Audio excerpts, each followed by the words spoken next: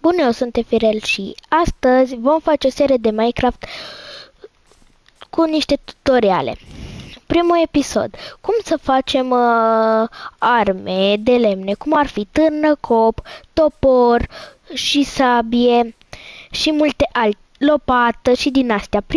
Primul pas este să mergem la un copac pe Minecraft și să luăm niște lemne.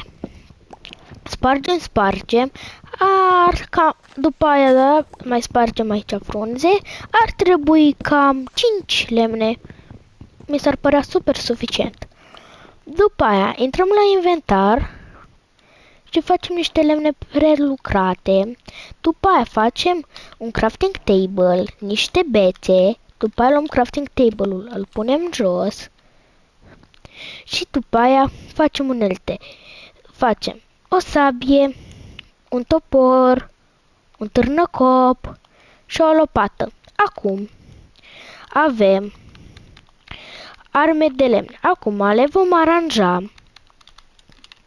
Și acum avem arme de lemn. Și după aia, ca să avem de piatră, care alea de piatră sunt mai bune de lemn, prima oară cu lopata trebuie să săpăm așa. Pau, și nu mai trebuie să vă spun că vedeți. Trebuie tot să săpăm așa, ca niște scărițe. Și am ajuns la piatră. Luăm târnăcopul și spargem exact ca la lemne. Și să nu încercați cu mâna, că o să spargeți foarte greu și nici bucata de piatră nu o primiți. Și cel mai ok ar fi să o spargem cu târnăcopul. Și spargem, piatra avem nevoie de mult mai multă. Luăm, aproape, să facem ca o mică căsuță, cam așa, de genul. Pau. Suficient, am luat suficientă piatră, mergem sus, punem crafting table, după aia mai facem bețe, dar mai avem nevoie de lemne, o să mai trebuiască să luăm. Și acum cu toporul spargem și mai rapid. Așa. Mergem la crafting table, punem, după aia facem topor de piatră, târnăcop de piatră și deja obiectivul nostru este să devenim numai piatră. Și acum avem târnăcopul de piatră și spargem super rapid piatra. Și acum mai luăm piatră. Așa.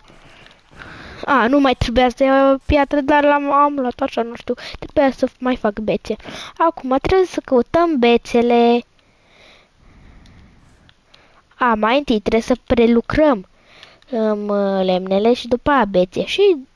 Și acum facem o sabie. Pau. Asta o pun aici și mai facem și o lopățică. Ca să nu spargem cu târnăcopul pământul, pentru că se consumă degeaba. Și acum avem perfect. Avem numai piatră și acum vom sparge foarte rapid pământul, lemnul, piatra și dacă vin animăluțe, cum ar fi că noi o să trebuiască să mâncăm, avem acolo ca niște copănele și alea se consumă la moment dat. Noi trebuie să luăm sabia și să căutăm animalele și după aia trebuie să le vânăm și mâncăm purceluri sau din astea. Bine, aici a fost Efirel. Vă mulțumesc pentru vizionare.